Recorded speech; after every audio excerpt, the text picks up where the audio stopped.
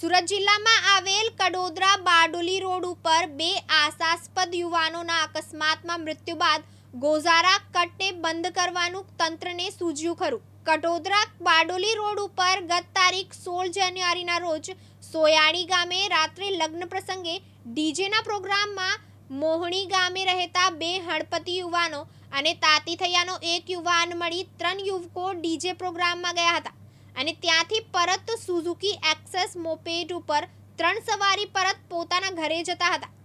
ગુરુવારે વહેલી સવારે 3 વાગ્યાના અરસામાં બારડોલીથી કડોદરા જતા રોડ ઉપર રાયન ઇન્ટરનેશનલ સ્કૂલની સામે આવેલ હાઈવેના કટ પાસે પહોંચતા એક અજાણ્યા વાહન ચાલકે પોતાનું વાહન કડોદરા તરફથી હક્કારી લાવી સ્કૂલની સામે હાઈવેના કટમાંથી ગફલતભરી રીતે હક્કારી લાવી અચાનક યુટર્ન મારી કડોદરા જતા રોડ ઉપર લાવી સુઝુકી એક્સેસ મોપેડ સાથે અથડાવી દેતા સુઝુકી એક્સેસ ઉપર સવાર 3 જણાને રોડ ઉપર પાડી દઈ 20 વર્ષીય ઉક્કડ ઉર્ફે અજય રાજુભાઈ રાઠોડ, 23 વર્ષીય અક્ષય ઉક્કડભાઈ રાઠોડને ગંભીર ઈજા પહોંચતા ઘટના સ્થળ પર મોત નીપજ્યું હતું.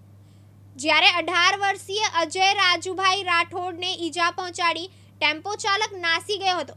તેવા ગોઝારા કટ ઉપર નેશનલ હાઈવે ઓથોરિટી અધિકારીઓને 3 મોટા પાઇપોની આડસ મૂકી મોટા વાહનો બંધ કરવાનું નિર્દેશ તંત્રને લોકોના મોત બાદ સૂઝ્યું. રમેશ ખંભાતી, દિવ્યાંગ ન્યૂઝ, પલસાણા, સુરત.